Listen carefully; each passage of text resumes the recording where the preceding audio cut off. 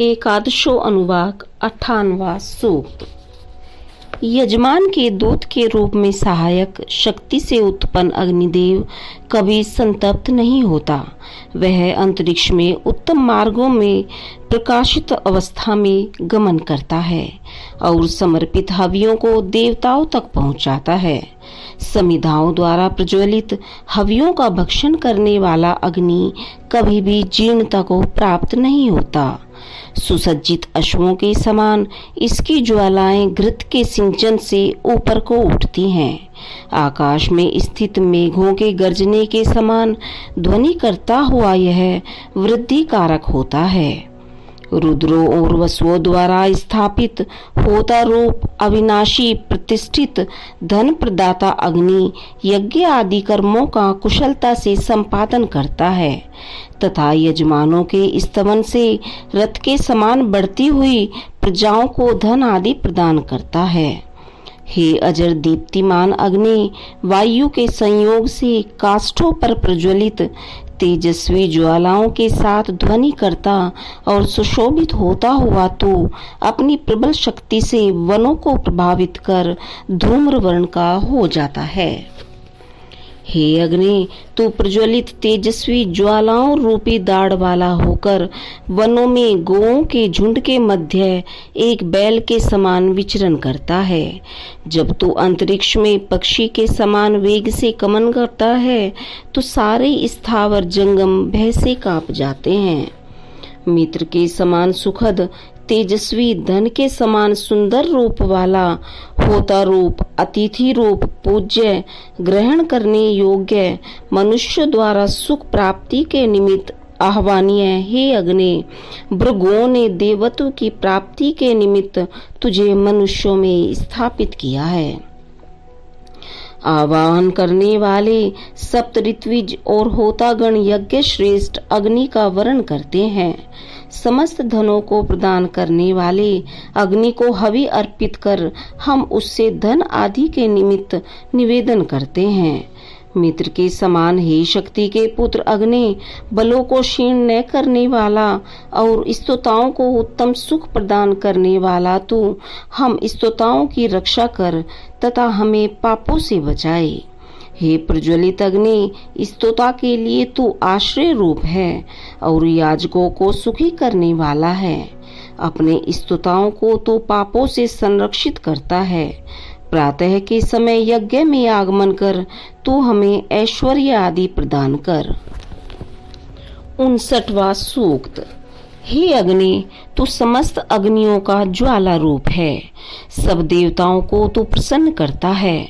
हे वैश्वानर, तू मनुष्यों का पोषण करने का केंद्र है और स्तंभ के समान उन्हें आश्रय देता है।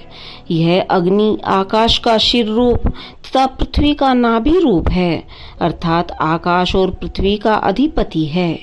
देवताओं ने इसे प्रकट किया है। हे वैश्वानर अग्नि, श्रेष्ठ जनों के निमित्त तूने ज्योति रूप प्रकाश दिया है।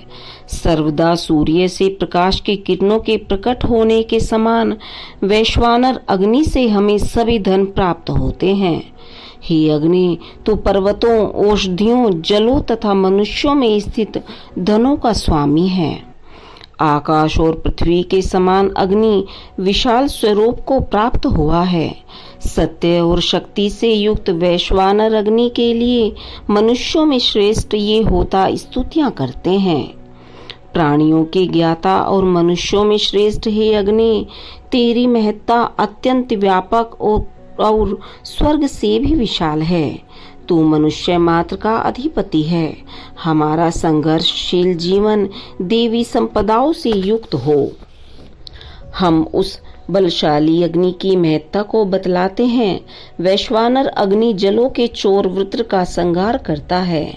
उस वृत्रनाशक अग्नि का आश्रय ही सब मनुष्य लेते हैं, जिसने दिशाओं को कपाने वाले शंबर राक्षस को काट डाला था। सब मनुष्यों का स्वामी अन्नदाताओं में अति पूजनीय है।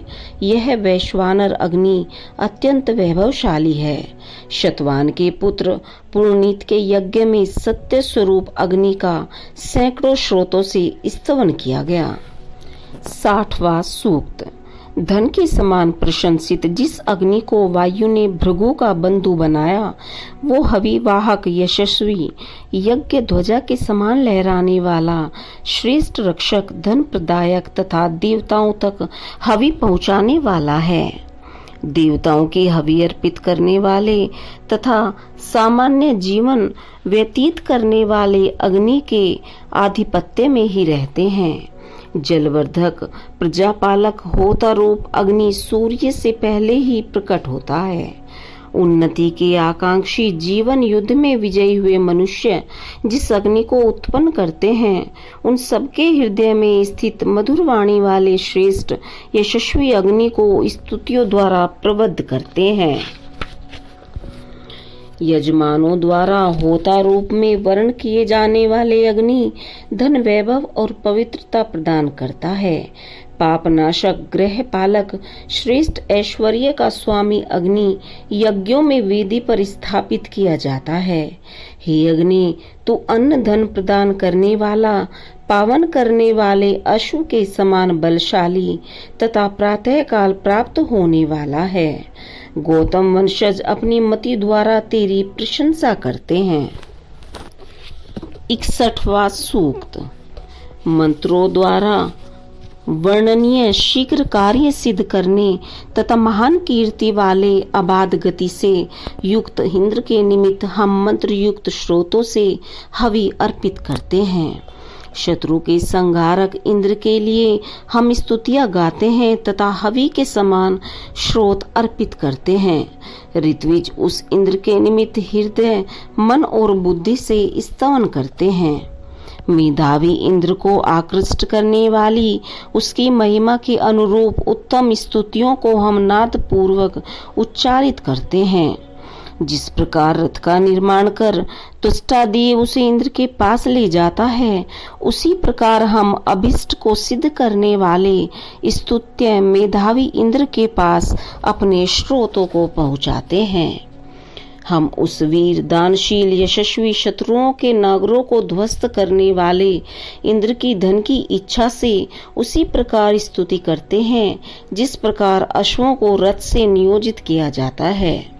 जिस वज्र को तुष्टादेव ने युद्ध के निमित्त इंद्र के लिए तैयार किया था, बलशाली और शत्रुनाशक इंद्र ने उस वज्र से वृत्र के मर्म स्थल को भेद कर उसे मार डाला। हवि का सेवन करने वाले इंद्र ने यज्ञों में सोम का पान किया, शत्रुओं से के धन को जीता और मेघों पर वज्र का प्रहार करके जल वृष्टि की। वृत्र के मरने पर देव पत्नियों ने इंद्र की स्तुति की। इंद्र ने फिर पृथ्वी और आकाश को अपने वश में किया। दोनों लोकों में इंद्र के सामर्थ्य के आगे कोई ठहर नहीं सकता। ऐसी मित बल वाले युद्ध के लिए अपने वीरों को प्रेरित करने वाले इंद्र की महत्ता आकाश, पृथ्वी और अंतरिक्ष से भी विस्तृत है। वह इंद्र स्वयं प्रकाशित, सर्वप्रिय और श्रेष्ठ योद्धा हैं। अपने वज्र से वृत्र को काटने वाले इंद्र ने अपहृत गोओं के समान अवरुद्ध जलों को मुक्त किया तथा हविदाताओं को अन्न आदि से संपन्न किया। इंद्र के बल से ही नदियां प्रवाहित हुई, क्योंकि इंद्र ने वज्र से उन्हें मर्यादित कर दिया। शत्रुओं का संहार करने वाला इंद्र हविदाता को धन देता हुआ तुवर्णी से लोहा लेने वालों की सहायता करता है। हे महाबली इंद्र, इस वृत्र पर तू अपने वज्र का प्रहार करे और इसके जोड़ों को तिरछे प्रहार से भूमि के समान काट दे तथा जलों को मुक्त कर प्रवाहित करने वाला हो। युद्ध में अपने शस्त्रों द्वारा शीघ्रता से प्रहार करके शत्रुओं को नष्ट करने वाले इंद्र के पुरातन कार्यों की हे मनुष्यों तुम प्रशंसा करो। जिस इंद्र के श्रेष्ठ रक्षा साधनों का वृतांत करके उसके अनुग्रह से नोधा ऋषि ने बल को प्राप्त किया, उस इंद्र के भय से आकाश, पृथ्वी और पर्वत आदि सब कंपित हो जाते हैं। श्वश्व के पुत्र सूर्य के साथ स्पर्धा एवं सोमयाग करने वाले एतश ऋषि को सुरक्षा प्रदान करने वाला धनवान इंद्र जो इच्छा करता है स्तुताओं द्वारा वो ही अर्पित किया जाता है। हरित वर्ण के अश्वों से योजित रथ पर आरूढ़ है इंद्र। गौतम वंशजों ने तेरे निमित्त मंत्र युक्त श्रोतों का गान किया। इनको तू ध्यान पूर्वक सुने। प्रातः काल यज्ञ में आगमन कर इंद्र हमें धन ऐश्वर्य से संपन्न करे। इति चतुर्थो अध्याय।